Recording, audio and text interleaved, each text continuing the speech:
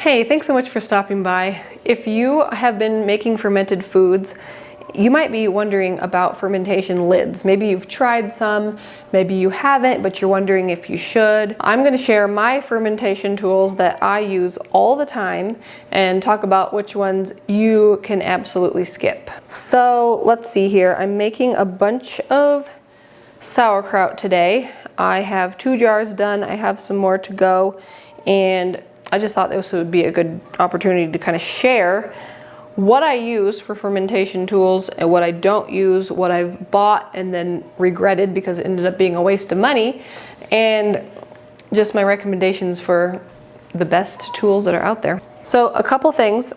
I keep it really basic. I have bought a variety of fermentation lids.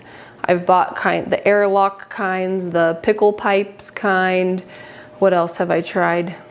A while back, years ago, I bought a whole bunch of them because I wanted to do like a review and see were any of them really worth it, were any of them really helpful. And if you use any of these and you love them, that is absolutely fine. I think everybody should choose the lids that they like and the fermentation tools that they like. I'm just sharing my experience in case somebody comes at it from a perspective that's the same as mine. I can save you some time and money. So what I've found is keeping it really simple is what works best. So I'm making sauerkraut here. So for this one, all I use are my jar, and I use a folded cabbage leaf in the top of the jar to hold everything down, and then just this basic lid, this basic white plastic lid. So that's what I use for sauerkraut. For other things like pickles, salsa, fermented jalapenos, I like using these. So this is the just basic canning ring and flat. And the reason why I like these so much is because they have this little feature where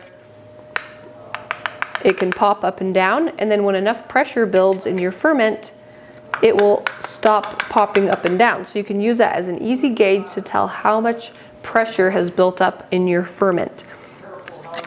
Now, if you're using a quart jar, for example, and you fill your ferment to the shoulder and no more full than that, so your liquid comes up and your fermented vegetables are below the brine, and you tighten down your metal canning lid nice and tight, then you can use that as a gauge for when your ferment is likely done. If you fill the jar more full than that, then you'll reach the high pressure before it's probably done. But if you can keep your highest level of your brine right at the shoulder of the jar, then you can tighten that on there, and when that can no longer pop up and down, then you know that your ferment is likely done fermenting and can be moved to the fridge. You can move it to the fridge, let it cool down, open it up, taste it. Chances are it'll be done.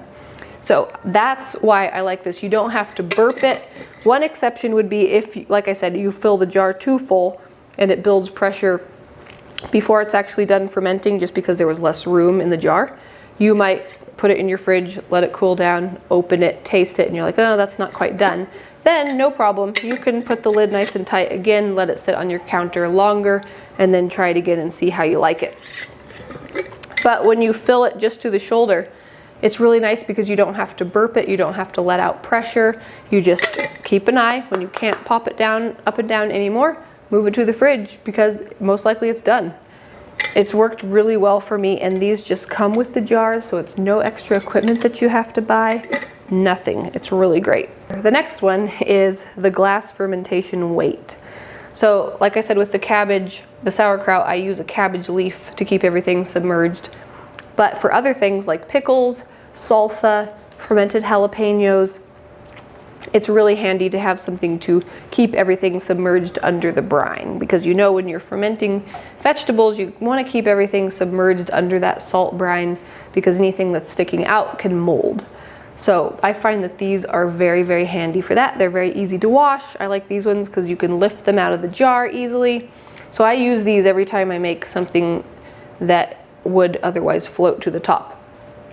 When I make fermented carrot sticks, I find I don't really need a weight because I tend to pack those into the jar nice and tightly and then put my garlic cloves, dill, salt, water in there, and then they stay nicely underneath the liquid on their own, since they're packed so tightly in there. But for anything that might float, this comes in very handy. If you wanted to make a ferment right now and you didn't have time to buy one of these, you could also do a workaround, which is getting a rock from outside that's the right size, wash it really well, put it inside a plastic bag, like a plastic zip bag, and then you can use that as a fermentation weight, as sort of a quick DIY hack. And then when it comes to jars, I just like good old mason jars. Of course, you can reuse recycled jars that had something else in them as long as you wash them well and they have a lid that works for this. You can use those, that works great. But those are my bare essentials: jars, these two different kinds of very basic lids, and a glass fermentation weight, cabbage leaves for sauerkraut. And then beyond that, there's a couple of things that are not essential, but they are nice to have. So if you wanted to, you can get the other fermentation lids that pull the air out of the ferment. You can get the kind that let the gases out gradually. I personally don't love those because you can't tell how much pressure has built up like you can with this lid. So I don't use them. I do have, like I said, a whole bag of a bunch of different fermentation weights around the corner in a bag that I never use. This is all I use. But if you like that kind of thing, there's nothing wrong with that. That's totally fine.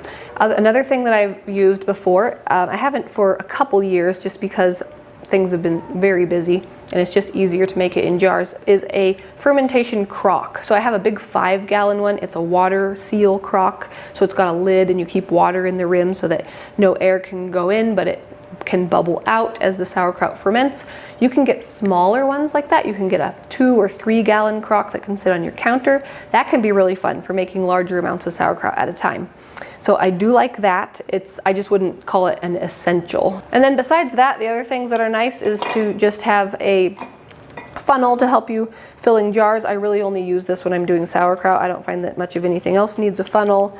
Of course, good measuring spoons to measure your salt. But yes, definitely skip the expensive fermentation gadgets and the specialty kits and all this kind of thing when you're first getting started. Just stick with your basic lids and a fermentation weight if you need it, and you'll be just fine. That's all I ever use.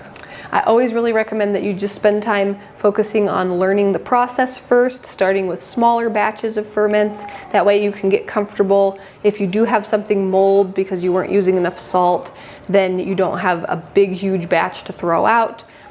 You can just get comfortable with the smaller amounts and then try the basic equipment first. If you want to try the other fancier things, go for it, but don't spend a bunch of money just to get started. So I would love to hear your thoughts. I know that this can be kind of a bit of a debated topic about fermentation lids, so please let me know in the comments, what do you think? What do you like to use and why? I do have a link to a full blog post where I did a complete fermentation lid review. I'll have that link down below in case you'd like to check that out. I also have a bunch of other goodies down in the description box for you. There's ebooks, free ebooks, a meal plan, all kinds of great things. There's also a free cooking from scratch workshop down there. And then I have lots of fermentation videos on my channel already, lots of different fermented vegetables and all kinds of great things. They're in a playlist that you can check out, so I'll have that linked as well. So if you're interested in learning how to ferment more things, definitely look at those. But I hope that you found this interesting and helpful. If you did like it, it would mean a lot to me if you could give this video a thumbs up. That really helps my channel. And if you like these types of videos talking about from scratch cooking, nourishing, down-to-earth food in a farmhouse kitchen, then stick around for more videos like this. Thank you so much for watching, and I'll see you in the next video. Bye.